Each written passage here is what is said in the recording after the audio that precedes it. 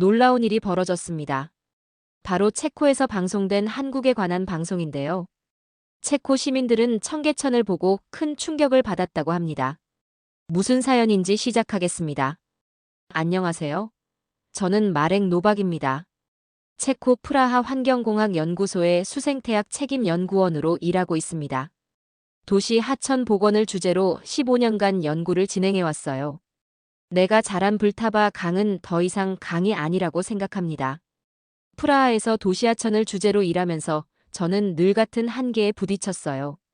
분명 우리는 수십억 코르나를 들여 복원 사업을 진행한다고 했지만 오염물질은 전혀 줄어들지 않았고 생물 다양성은 오히려 감소했습니다. 도시 한복판에 흐르는 강이라는 말이 그저 낭만적인 표현으로만 들리던 무렵 우연히 접한 한국의 청계천 프로젝트는 저에게 깊은 인상을 남겼어요. 유럽 전문가들 사이에서도 불가능할 것이라 여겨졌던 도심. 하천 복원이 성공했다는 소식에 처음엔 반신반의했습니다. 제가 수집한 데이터베이스에는 전 세계 도시하천 복원 사례가 500개 이상 있었지만 그중 서울의 청계천은 단연 눈에 띄었어요. 도시 중심부를 관통하는 고가도로를 철거하고 콘크리트로 덮인 하천을 복원한다. 유럽의 관점에서는 상상도 할 수 없는 프로젝트였습니다. 처음에는 반신반의했어요. 아마도 단순한 인공수로 정도겠거니 생각했습니다. 도시 중심부에 자연형 하천을 만든다는 것은 현대 도시계획학에서도 이상에 가까운 개념이니까요. 하지만 논문과 보고서를 찾아볼수록 호기심이 커졌습니다. 정말 콘크리트 아래 묻혀있던 하천을 되살린 것일까? 그곳에 실제로 생물 다양성이 회복되었을까? 체코 환경부의 지원을 받아 도시하천 복원 사례 연구 프로젝트를 제안했고 마침내 서울행 비행기 티켓을 예약했습니다. 인천공항에 내리던 날 한국의 선진적인 도시 인프라에 첫눈에 반했어요. 공항에서 서울 도심까지 이어지는 효율적인 교통망을 보며 이 나라가 어떻게 자연환경과 도시개발을 조화시켰는지 궁금해졌습니다. 호텔에 체크인하고 바로 청계천으로 향했어요. 드디어 그 유명한 청계천을 내 눈으로 확인할 순간이 왔습니다. 프라하의 불타바 강과 비교하며 서울이 어떻게 도시 중심부의 생태하천을 복원했는지 직접 확인하고 싶었어요. 불타바 강변에서 자란 저에게 도시하천은 늘 특별했습니다. 어린 시절 저는 강가에서 뛰어놀았고 첫 연구 주제도 도시하천의 생태계였어요. 하지만 산업화와 도시화 과정에서 프라하의 불타바 강은 점점 생명력을 잃어갔습니다. 우리는 수십 년간 복원을 시도했지만 결과는 항상 실망스러웠어요. 그래서 서울의 청계천은 더욱 궁금했습니다. 유럽보다 급속한 산업화와 도시화를 겪은 아시아 도시에서 어떻게 하천 복원에 성공했을까? 그 답을 찾기 위해 저는 3개월간의 현장 연구를 계획했습니다. 청계천의 발원지부터 한강 합류부까지 전 구간을 세밀하게 관찰하고 기록할 예정이었어요. 2005년 서울은 정말 놀라운 결단을 내렸습니다. 도심 한복판을 가로지르던 6.2km 길이의 청계고가도로를 철거하고 그 아래 콘크리트로 덮여있던 하천을 복원하기로 한 것이죠. 프라하에서도 도시 재생 프로젝트가 여럿 있었지만 이미 건설된 고가도로를 철거하고 그 아래 하천을 복원한다는 발상은 너무나 혁신적이었습니다. 대부분의 유럽 도시들은 기존 인프라를 철거하는 대신 보존하거나 개선하는 방향으로 나아갔어요. 그런데 서울은 과감하게 철거를 선택했습니다. 청계천의 역사를 조사해보니 더욱 흥미로웠습니다. 원래 청계천은 한반도 자연지형에서 비롯된 실개천이었어요. 조선시대에는 도심을 가로지르는 중요한 하천이었지만 한국전쟁 이후 급속한 도시화 과정에서 점차 오염되었고 결국 1964년부터 시작된 복개공사로 콘크리트 아래에 묻히게 되었습니다. 세미나에서 만난 서울시 도시계획 담당자는 당시 복개 결정이 경제개발과 도시성장을 위한 불가피한 선택이었다고 설명했어요. 하천 위에 도로를 건설하고 그 위에 다시 청계고가도로를 세운 것은 급속한 경제성장기 서울의 상징이었습니다. 그러나 2000년대 초반 서울시는 노후화된 고가도로의 안전 문제와 도심, 환경 개선이라는 과제 앞에서 과감한 선택을 했습니다. 저는 서울시청 자료실에서 복원 계획 자료들을 검토했어요. 2002년 시작된 청계천 복원 계획은 단순한 환경 복원 프로젝트가 아니었습니다. 그것은 도시의 정체성과 미래 비전을 재정립하는 큰 그림의 일부였어요. 서울은 속도와 효율의 상징이었던 고가도로를 철거하고 환경과 문화의 가치를 내세웠습니다. 실제 복원 과정 영상을 보며 놀라지 않을 수 없었습니다. 2003년 착공해 2005년 완공하기까지 불과 2년 9개월이 걸렸다는 사실이 충격적이었어요. 유럽이었다면 최소 10년은 걸렸을 프로젝트였습니다.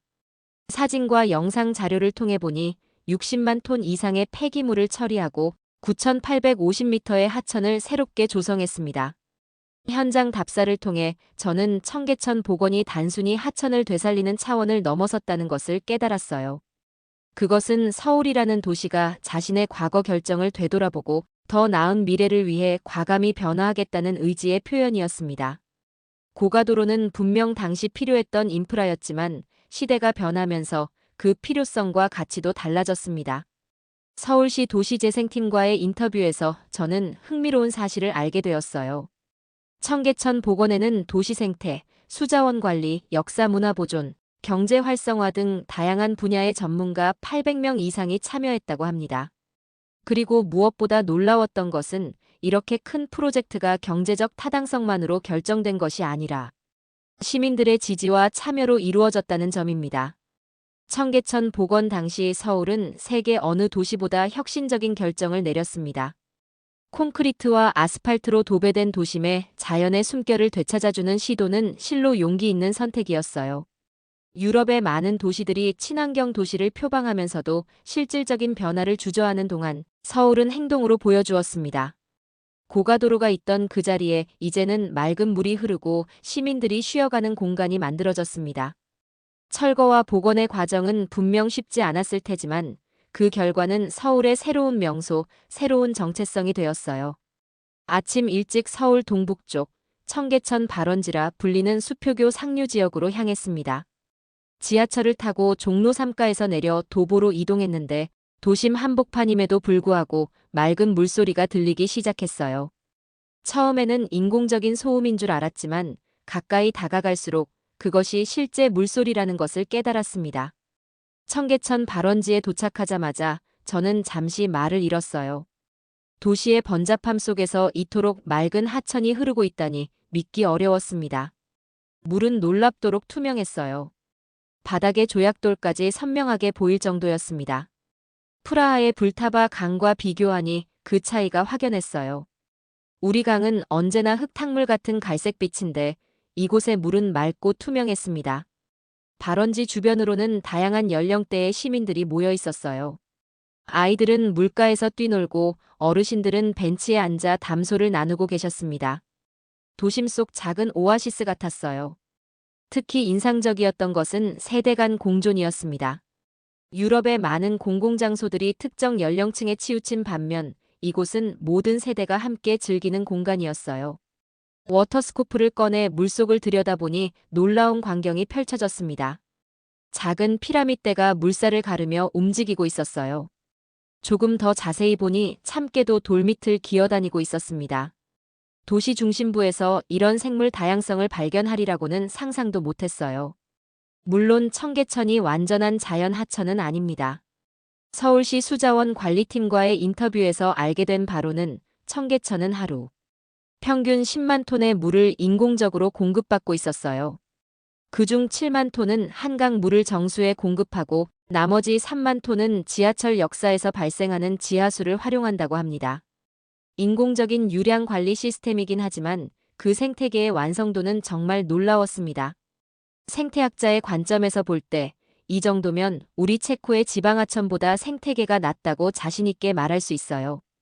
프라하 근교의 많은 하천들이 농업 오염물질과 생활하수로 오염되어 있는 반면 청계천은 도심 한복판임에도 불구하고 놀라운 수질을 유지하고 있었습니다. 발원지 근처에 앉아 잠시 휴식을 취하며 주변 환경을 관찰했어요. 하천변을 따라 다양한 식물들이 식재되어 있었고 작은 곤충들도 눈에 띄었습니다. 하천 설계를 살펴보니 물의 흐름, 수심, 바닥 재질 등이 다양한 생물들의 서식 환경을 고려해 세심하게 설계되어 있었어요. 이는 단순한 물길이 아니라 도시 생태계의 중요한 축으로 기능하도록 의도된 것이었습니다. 청계천 관리사무소를 방문해 담당자와 대화를 나눴습니다. 그들은 청계천이 단순한 도시 경관 개선을 넘어 서울의 생물 다양성 회복에 중요한 역할을 하고 있다고 자부심을 갖고 이야기했어요. 실제로 청계천 복원 이후 서울 도심의 대기온도가 3.3도에서 5.9도까지 낮아졌다는 연구 결과도 있다고 합니다. 작은 오리 가족이 물 위를 유유히 지나가는 모습을 보며 저는 도시와 자연의 공존이 불가능하지 않다는 희망을 느꼈어요. 프라하로 돌아가면 반드시 이 경험을 정책 결정자들과 공유해야겠다고 생각했습니다. 도시 개발과 자연 보존이 반드시 대립할 필요는 없다는 것, 오히려 상호 보완적일 수 있다는 청계천의 메시지가 강렬하게 다가왔어요. 발원지에서 중류 지역으로 천천히 걸으며 저는 하천의 변화를 세심히 관찰했습니다. 도심으로 들어갈수록 주변 환경은 더욱 도시적으로 변했지만 청계천의 생태적 건강성은 여전했어요. 다리 밑에서는 더 큰 물고기들이 헤엄치는 모습도 볼 수 있었습니다. 놀랍게도 시민들의 하천 이용 행태도 매우 생태 친화적이었어요. 쓰레기를 함부로 버리는 사람이 거의 없었고 물을 더럽히는 행위도 찾아보기 힘들었습니다. 시민의식이 하천 관리에 중요한 역할을 하고 있음을 실감했어요. 이런 시민 참여는 유럽의 환경 보전 프로젝트에서도 배워야 할 부분이라고 생각합니다.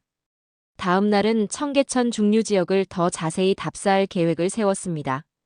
도시의 심장부를 지나는 하천이 어떻게 더 다양한 도시 기능과 조화를 이루는지 살펴보고 싶었습니다. 둘째 날 아침 일찍 방수 카메라와 수중 촬영 장비를 챙겨 청계천으로 향했습니다. 유럽에서 가져온 최신 수중 관찰 장비는 물속 생태계를 섬세하게 기록할 수 있게 해주었어요. 프라하 하천 연구팀에서 개발한 이 장비로 청계천의 수중 생태계를 세밀하게 관찰할 수 있을 것이라 기대했습니다. 카메라를 물속에 넣자마자 놀라운 광경이 펼쳐졌어요. 모래무지, 붕어, 버들치, 잉어까지 예상보다 훨씬 다양한 어종들이 눈앞에 나타났습니다. 특히 잉어의 모습이 인상적이었어요. 대부분의 오염된 도시 하천에서는 찾아보기 힘든 종이었기 때문입니다. 물고기들의 행동 패턴도 흥미로웠습니다. 그들은 마치 미리 정해진 경로가 있는 것처럼 하천의 특정 구역을 오가고 있었어요. 수중 지형과 물의 흐름에 완벽하게 적응한 모습이었습니다. 이런 자연스러운 행동 패턴은 인공 하천임에도 불구하고 생태적으로 건강한 환경이 조성되었다는 증거였어요. 촬영을 계속하던 중 갑자기 카메라에 큰 그림자가 잡혔습니다. 고개를 들어보니 백로 한 마리가 물고기를 노리고 있었어요. 잠시 후 백로는 날렵하게 부리를 물속에 넣어 작은 물고기를 낚아챘습니다. 도시 한복판에서 이런 자연의 먹이사슬을 목격하리라고는 상상도 못했어요. 이 모습을 카메라에 담으면서 감동이 밀려왔습니다. 촬영한 영상을 바로 확인해보니 청계천은 단순히 물이 맑은 하천이 아니었어요. 그것은 완벽한 도심 속 생태 네트워크였습니다. 물고기, 수생식물, 곤충, 조류까지 다양한 생물들이 유기적으로 연결된 소생태계가 형성되어 있었어요. 이 놀라운 발견을 확인하기 위해 서울대학교 생태학과 김 교수님을 만났습니다.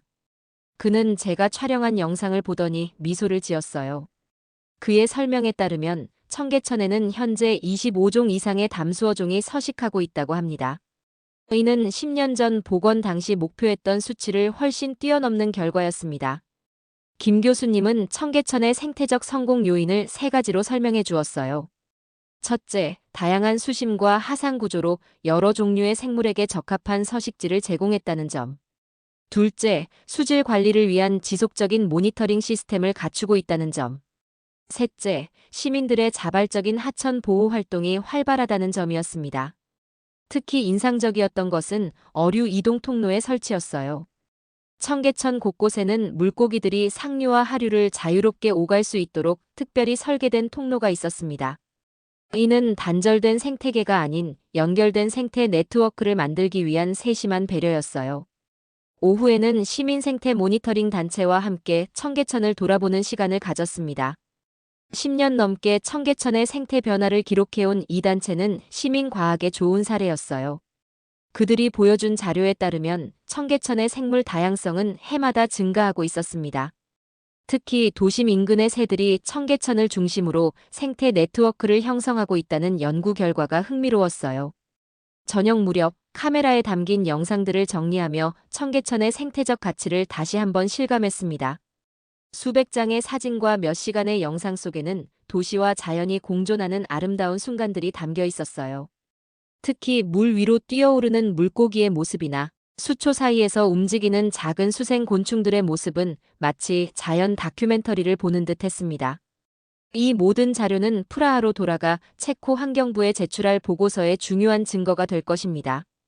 도시 하천 복원이 단순한 경관 개선이 아니라 실질적인 생태계 회복으로 이어질 수 있다는 것을 보여주는 귀중한 사례 연구가 될 것이라 확신했습니다. 다음 날은 청계천의 중류 지역을 집중적으로 탐사할 계획입니다. 도시에 밀집된 지역을 흐르는 하천이 어떻게 도시 기능과 조화를 이루는지 그 모습을 자세히 관찰하고 싶어졌어요. 아침 일찍 종로 지역에서 시작하여 청계광장 방향으로 천천히 걸었습니다. 중류 지역의 첫인상은 좋아였어요. 양쪽으로 빽빽이 들어선 고층 건물들 사이로 청계천이 자연스럽게 흐르고 있었고 사람들은 하천을 따라 조성된 산책로를 여유롭게 걷고 있었습니다. 청계천 중류에서는 놀라운 공존의 실험이 눈에 띄었어요. 하천을 따라 다양한 형태의 정원과 휴식 공간, 문화시설들이 조성되어 있었습니다. 특히 인상적이었던 것은 도시 인프라와 자연 요소가 서로 충돌하지 않고 어우러져 있다는 점이었어요. 자전거길, 벤치, 소규모 공연장 등이 하천과 적절한 거리를 유지하며 배치되어 있었습니다. 중류 지역의 수중 생태계도 살펴보았습니다. 상류보다 수심이 약간 깊어졌고 그에 따라 서식하는 생물종도 달라졌어요. 작은 잉어떼가 모여다니는 모습이 특히 인상적이었습니다. 잉어 주변으로는 더 작은 물고기들이 졸졸 따라다니며 유기물을 먹고 있었어요. 이런 먹이사슬 형성은 생물학적으로도 매우 인상적인 현상이었습니다. 대형 어종과 소형 어종이 공생 관계를 형성하는 것은 자연 하천에서 볼 수 있는 정상적인 생태 현상이에요. 하지만 인공적으로 조성된 도심 하천에서 이런 자연스러운 생태계가 형성되기는 정말 어렵습니다. 프라하의 많은 인공 하천에서는 찾아보기 힘든 광경이었어요. 도시 설계 측면에서도 청계천 중류는 혁신적인 사례였습니다. 보통 도시 하천을 복원할 때는 자연형과 인공형 중 하나를 선택하는 경우가 많아요. 자연형은 생태적 가치를 우선시하지만 도시 기능성이 떨어지고 인공형은 도시 기능은 좋지만 생태계가 빈약합니다. 그러나 청계천은 이 두 가지를 놀랍게 조화시켰어요. 서울시 도시계획팀과의 인터뷰에서는 이러한 조화가 우연이 아닌 철저한 계획의 결과임을 알게 되었습니다. 그들은 청계천 설계 단계에서부터 도시 기능과 생태 기능을 동등하게 중요시했다고 해요. 예를 들어 벤치와 산책로의 위치를 결정할 때도 수중 생태계에 미치는 영향을 세심하게 고려했다고 합니다. 중류 지역에서는 또 다른 흥미로운 현상을 발견했습니다. 시민들이 하천을 어떻게 활용하는지 관찰해보니 도시민들의 일상과 청계천이 자연스럽게 융합되어 있었어요. 점심시간에는 직장인들이 도시락을 들고 하천변에 앉아 휴식을 취하고 저녁에는 가족들이 산책을 즐기고 있었습니다. 주말에는 다양한 문화 행사가 하천변에서 열리기도 했어요. 이런 모습은 생태와 인프라가 갈라서지 않아도 된다는 중요한 증거였습니다. 유럽의 많은 도시들이 보존과 개발이라는 이분법적 사고에 갇혀 있는 반면 서울의 청계천은 이 두 가지를 훌륭하게 조화시키는 데 성공했어요. 도시 속의 자연을 끌어들이고 자연 속의 도시 기능을 자연스럽게 배치한 것입니다. 특히 인상적이었던 것은 청계천의 수질 관리 시스템이었습니다. 중류 구간 곳곳에는 눈에 띄지 않게 설치된 수질 모니터링 장치들이 있었어요. 이 장치들은 실시간으로 수질 데이터를 수집하고 문제가 발생하면 즉시 대응할 수 있도록 설계되어 있었습니다. 이런 첨단 관리 시스템은 프라하의 도시 하천 관리 체계와 비교할 때 훨씬 진보된 형태였어요. 우리는 주로 정기적인 표본 채취를 통해 수질을 관리하는데 이는 실시간 대응이 어렵다는 한계가 있습니다. 청계천의 사례를 통해 도시 하천 관리의 새로운 방향성을 발견한 것 같아 흥분되었습니다. 청계천 중류를 따라 걸으며 저는 곳곳에 설치된 생태정보 안내판도 눈여겨보았습니다. 이 안내판들은 단순히 생물종을 소개하는 데 그치지 않고 시민들에게 하천 생태계의 중요성과 보전 방법을 알기 쉽게 설명하고 있었어요. 이러한 환경 교육적 접근은 시민들의 자발적인 참여를 이끌어내는 중요한 요소라고 생각합니다. 오후에는 청계천 주변 상권도 둘러보았습니다. 흥미롭게도 하천 복원 이후 주변 상가들의 매출이 평균 30% 이상 증가했다는 연구 결과가 있었어요. 이는 생태 복원이 경제적으로도 긍정적인 영향을 미칠 수 있다는 중요한 사례였습니다. 환경과 경제가 대립하는 것이 아니라 상호 보완적일 수 있다는 증거였어요. 하천이 도심을 벗어나 한강과 만나는 지점에서는 어떤 생태적 변화가 일어나는지, 인간과 자연의 경계는 어떻게 형성되는지 관찰하고 싶은 생각이 들었어요. 다음 날은 아침 일찍 청계천 중류에서 출발해 하류 방향으로 걸었습니다. 걸음을 옮길수록 도시의 풍경이 조금씩 달라졌어요. 고층 건물들이 점점 줄어들고 하천의 폭은 넓어졌습니다. 물의 흐름도 상류와 중류에 비해 훨씬 빨라진 것을 느낄 수 있었어요. 하류로 내려갈수록 청계천의 풍경은 확연히 달라졌습니다. 속칭 합수부라 불리는 지점에 도착했을 때 저는 중요한 생태적 변화를 목격했어요. 이곳은 청계천과 그 지류인 성북천이 합류하는 지점으로 두 하천의 물이 섞이면서 물빛이 약간 탁해졌습니다. 이는 자연 하천에서 흔히 볼 수 있는 현상이지만 도시 하천에서 이런 자연스러운 합류 과정을 관찰할 수 있다는 것이 놀라웠어요. 수질 측정 장비로 간단히 검사해 보니 합수부에서의 수질은 상류보다 약간 낮았지만 여전히 양호한 수준이었습니다. 이는 지류 관리도 체계적으로 이루어지고 있다는 증거였어요. 유럽의 많은 도시 하천들이 지류에서 유입되는 오염물질로 인해 수질이 급격히 악화되는 것과는 대조적인 모습이었습니다. 하류 지역의 생태계도 흥미로웠습니다. 상류와 중류에서 보지 못했던 새로운 어종들이 눈에 띄었어요. 특히 놀라웠던 것은 외래종 베스의 출현이었습니다. 이전 구간에서는 볼 수 없었던 이 어종이 하류에 출현한 것은 한강과의 연결성 때문이라고 판단됩니다. 자연 하천의 생태적 연속성이 회복되고 있다는 증거였어요. 하지만 모든 것이 완벽하지는 않았습니다. 외래종의 출현은 양날의 검과 같은 현상이에요. 생태적 연결성이 회복되었다는 긍정적 측면도 있지만 외래종이 토착 생태계를 교란할 수 있다는 우려도 있습니다. 서울시 환경관리팀과의 인터뷰에서 그들도 이 문제를 인식하고 있으며 정기적인 모니터링과 관리를 시행하고 있다고 들었어요. 놀랍게도 하류 구간에서도 참깨, 뱀장어, 그리고 멸종위기종으로 분류되는 동사리까지 포착되었습니다. 특히 동사리의 발견은 정말 뜻밖이었어요. 이 작은 물고기는 수질 오염에 매우 민감해 오염된 도시 하천에서는 거의 찾아볼 수 없는 종입니다. 그런데 청계천 하류에서 이 물고기가 발견된 것은 하천 복원의 생태적 성공을 증명하는 중요한 지표였습니다. 하류 지역에는 다양한 물새들도 서식하고 있었어요. 외가리, 해오라기, 청둥오리 등이 하천 주변을 오가는 모습을 볼 수 있었습니다. 이들 조류는 도시와 자연의 경계를 넘나들며 먹이 활동을 하고 있었어요. 하천을 따라 형성된 생태축이 도시 생물 다양성 증진에 실질적으로 기여하고 있음을 보여주는 증거였습니다. 생태학적으로 가장 중요한 발견은 청계천이 생태회랑의 역할을 성공적으로 수행하고 있다는 점이었어요. 생태회랑이란 도시 속 단절된 생태계를 연결해주는 통로를 의미합니다. 청계천은 한강에서부터 도심 깊숙한 곳까지 생물들이 이동할 수 있는 통로를 제공하고 있었습니다. 이러한 생태적 연결성은 도시 생태계의 복원에 있어 가장 중요한 요소 중 하나입니다. 고립된 소규모 생태계는 장기적으로 생존하기 어렵지만 서로 연결된 생태계 네트워크는 훨씬 더 큰 회복 탄력성을 갖게 됩니다. 청계천은 도시 속에서 이런 생태 네트워크의 중추적인 역할을 하고 있었습니다. 하류 지역에서 특히 인상적이었던 것은 한강과 만나는 지점의 설계였어요. 이곳은 단순히 두 물줄기가 만나는 장소가 아니라 도시와 자연이 만나는 상징적인 공간으로 설계되어 있었습니다. 넓은 수변 공원과 생태 학습장이 마련되어 있어 시민들이 자연을 체험하고 배울 수 있었어요.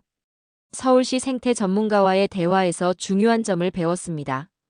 그는 청계천이 완벽하지는 않지만 지속적인 관찰과 관리가 이루어지고 있다는 점을 강조했어요. 중요한 건 자연을 되살린 다음 그것을 유지하려는 인간의 의지였습니다. 그 의지가 없다면 아무리 잘 설계된 생태 하천도 시간이 지나면서 다시 황폐해질 수 있다는 것이죠.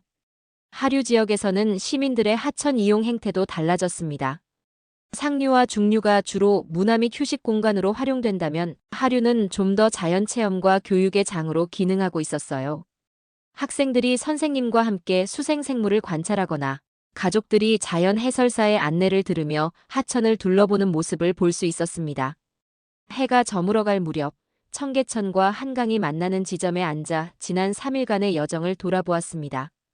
상류의 맑은 물결부터 중류의 활기찬 도시 공간, 그리고 하류의 풍부한 생태계까지 청계천은 도시와 자연의 공존이 가능하다는 것을 증명하고 있었어요.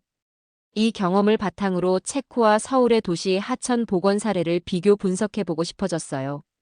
왜 프라하에서는 불가능했던 일이 서울에서는 가능했는지 그 이유와 시사점을 탐구해보고 싶은 생각이 강하게 들었어요. 서울의 거리를 천천히 걸으면서 저는 자연스럽게 프라하를 떠올렸습니다. 제가 태어나고 자란 도시, 세계적으로 아름다운 도시로 손꼽히는 프라하. 그곳의 불타바강은 도시의 상징이자 자랑이지만 안타깝게도 생태적으로는 거의 죽은 강이나 다름없습니다. 관광 유람선만 오가고 그 아래에는 생명이 거의 없어요. 우리도 수차례 하천 복원 사업을 시도했습니다. 지난 20년간 프라하시는 불타바강과 그 지류들의 생태 복원을 위해 크고 작은 프로젝트를 진행했어요. 하지만 대부분 소규모에 그쳤고 근본적인 변화를 이끌어내지 못했습니다. 왜 그랬을까요? 서울과 프라하, 두 도시의 하천. 복원 접근 방식을 비교하면서 몇 가지 결정적인 차이점을 발견했습니다. 첫 번째는 정치적 합의였습니다. 서울의 청계천 복원은 다양한 정치적 견해를 가진 사람들 사이에서도 광범위한 지지를 받았어요. 반면 프라하에서는 하천 복원 사업이 항상 정치적 갈등의 대상이 되었습니다. 보수파는 전통 보존을 이유로, 진보파는 환경 보호를 이유로 각자의 입장만 고수하다 보니 실질적인 합의에 이르지 못했어요. 두 번째는 예산 문제였습니다. 청계천 복원에는 약 3,800억 원 약 3억 유로의 예산이 투입되었다고 들었습니다. 이는 프라하시가 환경 프로젝트에 배정하는 연간 예산의 거의 10배에 달하는 금액이에요. 더 놀라운 것은 서울이 이 대규모 예산을 투자로 인식했다는 점입니다.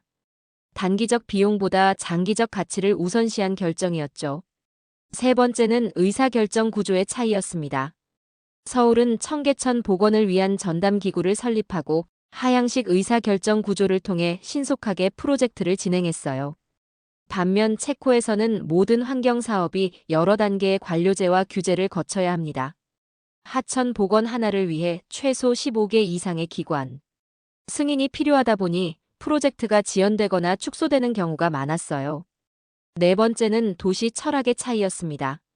서울의 청계천 복원은 단순한 환경사업이 아니라 도시의 패러다임을 바꾸는 전환점이었습니다. 개발에서 회복으로, 효율에서 균형으로 도시 철학이 변화한 것이죠. 반면 프라하는 여전히 역사 보존과 관광에 집중하는 도시 철학을 고수하고 있어요. 불타바강은 아름다운 배경으로만 인식되지 살아있는 생태계로는 보지 않는 경향이 있습니다. 다섯 번째는 시민의식의 차이였습니다. 서울 시민들은 청계천 복원 과정에 적극적으로 참여했고 복원 이후에도 하천을 보호하는 데 앞장서고 있어요. 프라하에서는 시민들이 환경 문제에 관심은 있지만 실질적인 행동으로 이어지는 경우는 드뭅니다. 대부분 정부나 시가 알아서 해결해주길 기대하는 태도가 강합니다. 서울시 도시계획 담당자와의 대화에서 중요한 통찰을 얻었습니다. 그는 청계천 복원의 가장 큰 성공 요인으로 통합적 접근 방식을 꼽았어요. 환경, 문화, 경제, 교통 등 다양한 측면을 종합적으로 고려한 접근이 있었기에 가능했다는 것입니다. 프라하에서는 각 부서가 개별적으로 일하다 보니 이런 통합적 접근이 어려웠던 것 같아요. 또 다른 중요한 차이점은 시간에 대한 인식이었습니다. 서울은 청계천 복원을 신속하게 진행했어요. 착공부터 완공까지 불과 3년이 걸렸습니다. 반면 프라하에서는 환경 프로젝트가 보통 10년 이상 장기화되면서 그 사이 정치적 상황이 변하고 예산이 삭감되는 경우가 많았습니다. 저는 서울의 강남 지역을 방문하면서 또 다른 중요한 차이점을 발견했습니다. 한국은 급속한 경제 성장을 이룬 후에 환경과 삶의 질을 중시하는 방향으로 전환했어요. 물질적 풍요를 경험한 후에 더 높은 가치를 추구하게 된 것이죠. 체코는 아직 경제 발전이 최우선 과제로 인식되는 경향이 있어 환경 보건에 대한 사회적 합의가 부족합니다. 하지만 모든 것이 한국에만 유리했던 것은 아닙니다. 프라하의 불타바강은 수세기에 걸쳐 형성된 역사적, 문화적 맥락을 가지고 있어요. 이런 오랜 역사는 큰 장점이 될 수 있지만 동시에 급진적 변화를 어렵게 만드는 요인이 되기도 합니다. 반면 서울은 비교적 최근에 급격한 도시화를 겪어 과감한 변화가 더 수용되기 쉬운 환경이었습니다. 유럽 도시들의 도전 과제도 분명합니다. 오래된 건물과 인프라를 보존해야 한다는 압박이 크고 도심 공간이 제한적이에요. 그럼에도 불구하고 서울의 청계천 사례는 우리에게 중요한 교훈을 줍니다. 정치적 의지와 명확한 비전이 있다면 오래된 도시에서도 자연을 되살릴 수 있다는 희망을 보여주었어요. 이 모든 경험과 분석을 바탕으로 청계천이 도시 전략의 교과서로 어떤 의미를 갖는지, 그리고 체코에 어떤 시사점을 줄 수 있는지 정리하기 시작했습니다. 서울의 경험이 프라하를 비롯한 유럽 도시들에게 어떤 영감을 줄 수 있을지 그 가능성에 대해 탐구해 볼 계획을 세웠어요. 아침 일찍 숙소 근처 카페에 앉아 지난 며칠간의 기록을 정리했습니다. 사진, 영상, 인터뷰 자료들을 하나씩 살펴보면서 청계천의 의미를 다시 한번 되새겨봤어요. 청계천은 단순한 복원이 아닙니다. 그것은 도시가 스스로 회복 탄력성을 갖는다는 선언이자 환경과 개발이 공존할 수 있다는 증명이었습니다. 체코 환경부에 제출할 보고서의 초안을 작성하면서 저는 청계천에서 배운 5가지 핵심 교훈을 정리했습니다. 이 교훈들은 프라하를 비롯한 유럽의 많은 도시들에게 중요한 시사점을 줄 수 있을 것입니다. 첫째, 도시 계획은 통합적이어야 합니다. 청계천 복원은 환경, 교통, 문화, 경제, 역사 등 다양한 측면을 종합적으로 고려한 통합 계획이었어요. 각 분야의 전문가들이 서로 소통하고 협력하는 과정에서 시너지가 발생했습니다. 프라하에서는 각 부서가 개별적으로 일하다 보니 이런 통합적 접근이 어려웠던 것 같아요. 둘째, 정치적 리더십이 중요합니다. 청계천 복원은 강력한 정치적 의지와 리더십이 있었기에 가능했습니다. 프라하에서는 정치적 갈등과 우선순위 변경으로 인해 환경 프로젝트가 지연되거나 축소되는 경우가 많았어요. 서울의 사례는 일관된 정책 추진의 중요성을 보여줍니다. 셋째, 시민 참여가 성공의 열쇠입니다. 청계천 복원의 성공은 시민들의 적극적인 참여와 지지가 있었기에 가능했어요. 프라하에서도 시민들의 환경의식을 높이고 하천 보호에 직접 참여할 수 있는 기회를 확대할 필요가 있습니다. 넷째, 환경 투자는 비용이 아닌 자산입니다.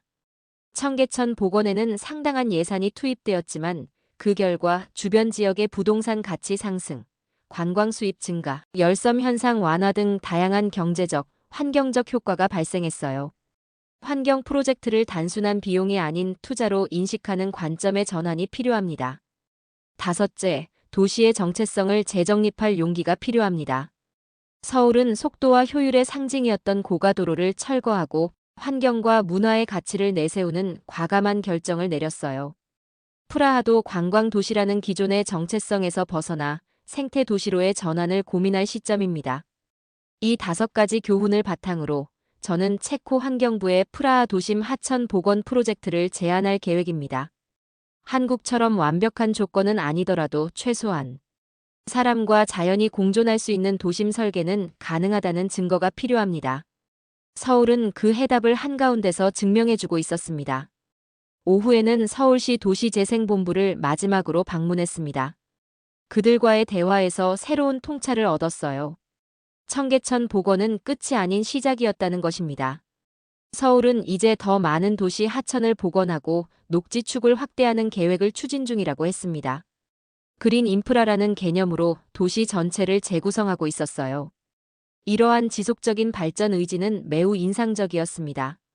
많은 도시들이 하나의 성공적인 프로젝트에 안주하는 반면 서울은 끊임없이 새로운 도전을 모색하고 있었어요. 이런 혁신 정신이야말로 청계천의 가장 큰 교훈이 아닐까 생각합니다. 저녁, 서울의 마지막 밤을 청계광장에서 보냈습니다. 화려한 조명 아래 흐르는 맑은 물을 바라보며 일주일 전 처음 이곳에 왔을 때의 감정을 떠올렸어요. 당시에는 반신반의했지만 이제는 확신이 생겼습니다. 도시와 자연의 공존은 불가능한 꿈이 아니라 실현 가능한 목표라는 것을요. 청계천은 단순한 도시 명소가 아닙니다. 그것은 우리에게 도시의 미래에 대한 희망을 주는 살아있는 증거입니다. 콘크리트로 덮인 하천이 생명력 넘치는 생태 공간으로 변모할 수 있다면 우리가 상상하는 어떤 도시의 변화도 가능하지 않을까요? 청계천은 그 가능성을 보여주는 도시 전략의 교과서입니다. 귀국 후 저는 체코 공영방송 특집 프로그램에 출연해 청계천 탐사 경험을 공유했습니다. 방송 직후 반응은 폭발적이었어요. 시청자들은 서울의 대담한 도시 재생 프로젝트의 놀라움을 금치 못했고, 소셜미디어에는 프라하도 한국처럼 혁신적인 환경 정책을 배워야 한다는 댓글이 넘쳐났습니다. 특히 많은 시민들이 왜 우리는 할 수 없는데 한국은 할 수 있었을까? 라는 질문을 던졌어요. 환경부 장관과의 후속 면담에서도 이러한 여론이 언급되었습니다. 우리의 첫 임무는 서울의 청계천, 보건 전문가들을 프라하로 초청해 협력 방안을 모색하는 것입니다. 한국의 청계천은 이제 체코에서도 도시 환경 혁신의 상징이 되었습니다. 때로는 멀리 떨어진 나라의 성공 사례가 변화의 촉매제가 되기도 하는 법이니까요. 서울에서의 경험이 프라하의 미래를 바꾸는 첫걸음이 되길 진심으로 희망합니다. 청계천의 경험이 프라하를 변화시키는데 조금이라도 도움이 되길 바랍니다. 그리고 언젠가 다시 서울을 방문할 기회가 있다면 그때는 더 발전된 모습을 볼 수 있기를 기대합니다. 오늘 사연은 여기까지입니다. 감동포착 시청해주셔서 감사합니다.